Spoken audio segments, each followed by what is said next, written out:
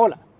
hoy te voy a hablar sobre la historia de los tercios españoles desde uno de los lugares de los hechos, desde sus acuartelamientos en la ciudad de Girona. Si quieres saber todo sobre la interesante historia de los tercios, quédate conmigo y te lo enseño. Nos encontramos en uno de los ambientes en los que estuvo una de las unidades más célebres a nivel militar que han existido en el mundo, los tercios españoles. Pero, ¿qué fueron exactamente estas unidades militares? ¿Qué historia tuvieron? ¿Y qué hicieron al defender estas murallas que estás viendo ahora mismo de esta vieja ciudad? Esta no fue la única en la que estuvieron. Y para ello te invito a acompañarme en el recorrido y ver los paisajes que te voy a enseñar mientras te voy contando su historia. Acompáñame. Estas murallas con aspilleras que ves fueron defendidas por diversos ejércitos, aparte de los tercios. Lugares como la Torre de los Socorros del siglo XIV ya en su momento fueron defendidas por los ejércitos medievales del condado de Girona. Sin embargo, la historia que te voy a contar hoy trata sobre una de las unidades más míticas que existieron a nivel militar, que fueron estudiadas, copiadas y reevaluadas, pero que sin embargo, hasta que llegaron a ser superadas, mantuvieron a España en una supremacía militar por más de 100 años.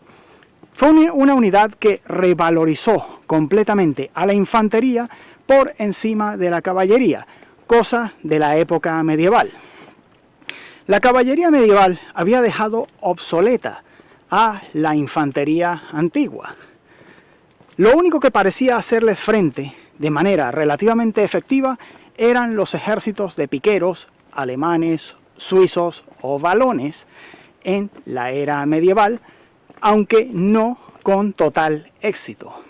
Esto cambiaría a partir de la aparición de los tercios españoles, unidad militar de aproximadamente 3.000 efectivos y que fueron el primer ejército profesional del mundo en la época moderna, con un modelo de organización militar que sería copiado más adelante por países como Portugal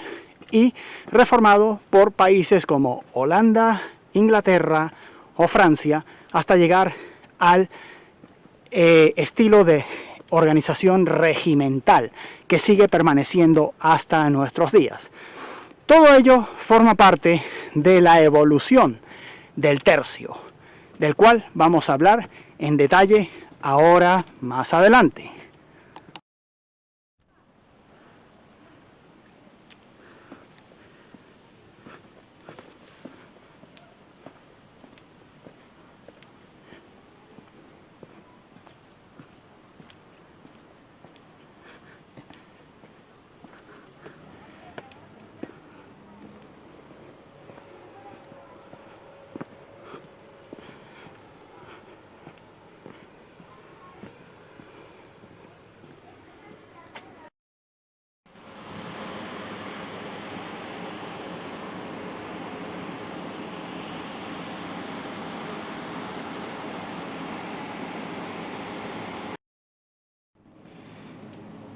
El origen de los tercios a nivel formal corresponde a la época de la reforma del ejército español por parte del emperador Carlos I,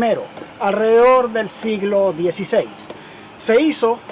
basándose ya en el modelo militar medieval de los ejércitos castellanos y aragoneses, de los cuales grandes comandantes de los tercios como el Gran Capitán habían sido ya comandantes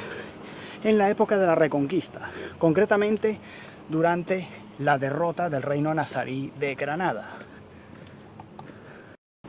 El origen del nombre de tercios es realmente una incógnita y objeto de debate aún hoy en día. Sin embargo, existe más o menos el consenso de que la palabra empezó a ser utilizada formalmente para referirse a una tercera parte del ejército español de la época, es decir, a una parte de las tropas, a un tercio, a una parte concreta, a una división de todo el conjunto en general. Aunque en ese aspecto existen varias teorías sobre el origen del nombre. El origen de los tercios tuvo que ver con la reorganización militar hecha por España en sus posesiones italianas para mantenerlas bajo su dominio y control y poder administrar militarmente todo el vasto y extenso imperio que empezaba a tener España en aquel momento, que no solamente abarcaba las colonias americanas, sino también lugares tan lejanos como Filipinas o lugares de Europa asociados a las posesiones de la Casa de Habsburgo, que era la gobernante en España en aquel momento y que tenía un origen centroeuropeo, concretamente austríaco. Ambas casas serían relativamente independientes, pero se apoyarían mutuamente a lo largo de las distintas guerras de religión que existieron en Europa a lo largo del tiempo, principalmente entre cristianos, católicos y protestantes. Guerras en las cuales los tercios españoles participaron muy activamente.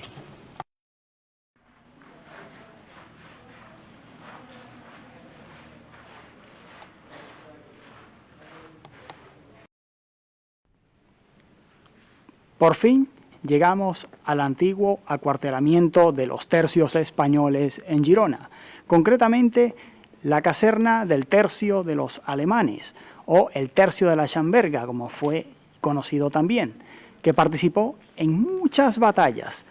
y concretamente desde aquí llegaron a participar en la defensa de Girona contra los ataques de los ejércitos de Luis XIV de Francia, ya en época posterior al Tratado de los Pirineos, en los que España había perdido ya las posesiones de El Rosellón, Capcir y gran parte de la Cerdeña. Aunque el Tratado de los Pirineos había sido firmado para zanjar viejas disputas territoriales, esto no fue así. Aún las guerras continuarían un buen tiempo, y el desgaste de los ejércitos españoles también. Sin embargo, en sus inicios, empezaron siendo ejércitos destinados a mantener las posesiones españolas en Italia y en el antiguo Flandes español, o los Países Bajos españoles, como eran conocidos en aquella época. Grandes comandantes como Alejandro Farnesio, Antonio Spínola, o históricamente también el Gran Capitán,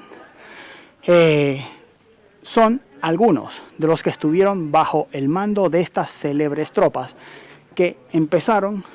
siendo una remodelación de los modelos castellano-aragonés de ejércitos en los que se combinaba piqueros con ballesteros y escuderos, entre otras cosas. La aparición de los tercios coincidiría sobre todo con la mejora de las armas de fuego. Empezaron usando arcabuces y más adelante mosquetones, siendo el primer ejército del mundo en combinar de manera eficaz las picas con las armas de fuego, que fue lo que les dio la supremacía militar durante más de 100 años, combinada después con las artillerías que empezaron a desarrollarse en materia de asedio.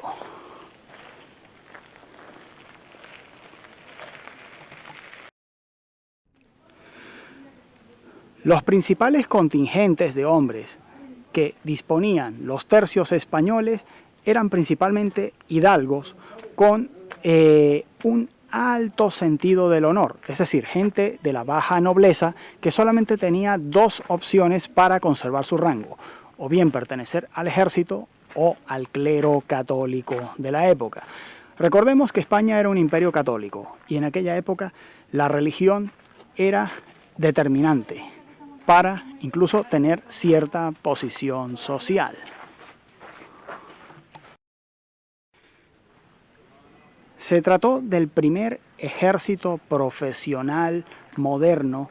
y que ha conformado uno de los más antiguos del mundo, tomando en cuenta que el ejército español aún sigue existiendo, en el sentido de que no eran las típicas levas de tropas que se hacían entre la población de manera relativamente improvisada, sino que estamos hablando de personas que se dedicaban a la guerra a tiempo completo, que recibían una paga del rey para ello, aunque en ocasiones esto viniera con retraso a medida que iban avanzando los años y las dificultades del monarca para pagarles,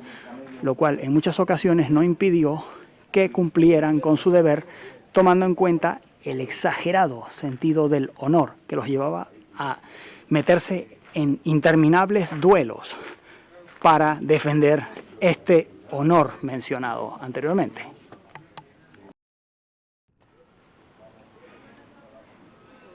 Eran considerados prácticamente invencibles durante más de 100 años, infligiendo muy graves derrotas a ejércitos como los franceses,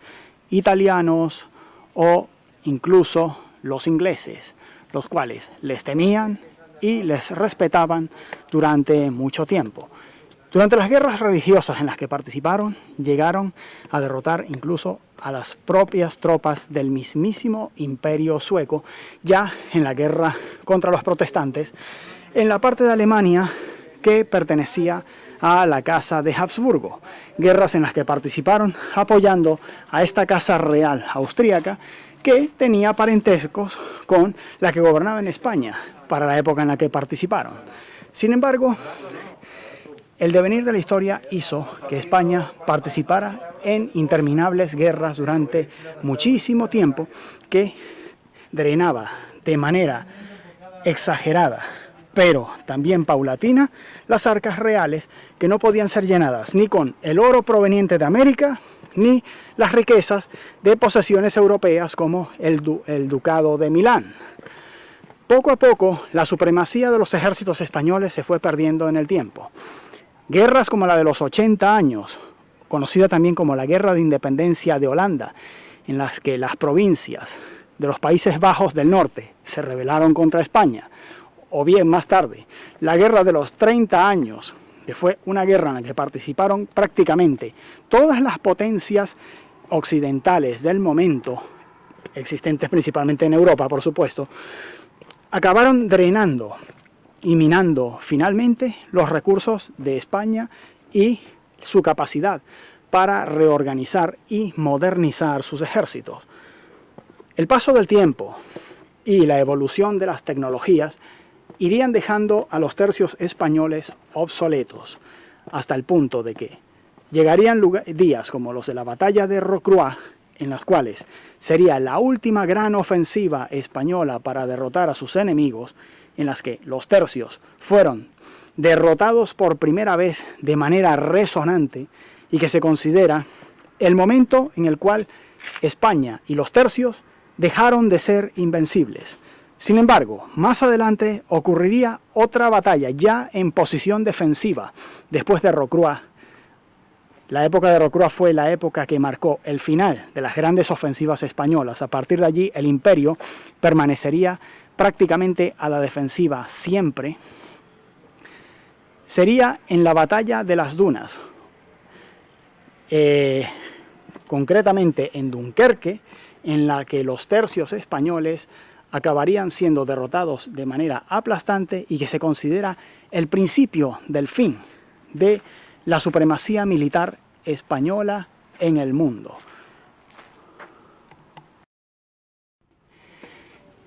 En general, el núcleo de los tercios estaba compuesto y se buscaba mantener con gran esmero un gran número de veteranos en ellos, que eran los que después iban a enseñar a los nuevos soldados que llegaban para ser formados como aprendices, siguiendo modelos relativamente medievales de maestro-alumno. Sin embargo, la gran sangría que sufrieron a lo largo de interminables años de guerras, prácticamente estuvieron 100 años en guerra hasta que al final fueron derrotados por los franceses en el Rosellón, por ejemplo,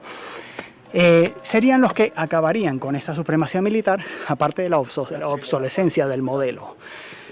El modelo acabó siendo obsoleto por la falta de evolución de las armas y las formaciones militares que utilizaban, en las que ya la época inicial en la que se utilizaban piqueros había quedado obsoleta. Sencillamente ya no correspondía con la realidad del momento en los que existieron batallas como las de Rocroi y Valenciennes. Llegarían batallas como las de la Fortaleza de Salsas, de las cuales ya tengo un vídeo y del que les dejaré un enlace para que puedan apreciar esta fortaleza militar española dentro de Francia y que defendió las antiguas fronteras del imperio en el norte, al menos en esta zona. Fueron lugares en los que los tercios participaron y resistieron diversos asedios, llegaron a tomar estas fortalezas que se encontraban al norte para finalmente perderlas con la firma del Tratado de los Pirineos, que redefiniría las fronteras españolas y francesas hasta el día de hoy, desplazando las fronteras prácticamente 50 kilómetros al sur, y lugares como el Rosellón, el Capcir o gran parte de la Cerdaña pasarían después a formar parte de Francia hasta el día de hoy. El sistema de tercios no sería utilizado solamente a nivel terrestre, sino también a nivel marítimo, formándose el conocido como tercio de galeras, que fue la primera infantería de marina profesional existente en el mundo y que después el modelo sería copiado nada menos que por los portugueses para defender su imperio, con el nombre portugués de Os Terços. Llegaron a tener un número total de 4 en la época del rey Sebastián de Portugal y copiaron en muchos aspectos el modelo del tercio español, sobre todo en la época en la que tuvieron mayor contacto con ellos, que fue en las de la monarquía hispánica, en las que España y Portugal estuvieron unidas políticamente.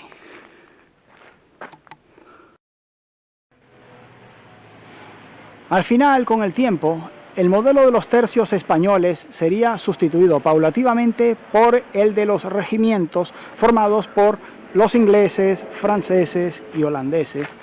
hasta volver a ser implementado al final, ya en época moderna, por ciertas unidades del ejército español, como son las unidades de la Legión Española o bien las que forman parte de su infantería de marina. También hay que decir que el papel de los tercios españoles fue muy importante a la hora de detener en la Edad Moderna la expansión del Imperio Otomano por Europa. Batallas como la de las Islas de Alborán, que fue llevada a cabo nada menos que por el tercio de galeras, fue muy importante para detener el avance otomano por el mar Mediterráneo.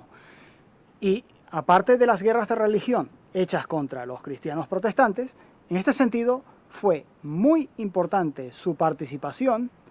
para precisamente detener la expansión musulmana encabezada por los otomanos en Occidente durante los siglos XV y XVI principalmente, que fue una de las épocas de apogeo de este imperio oriental.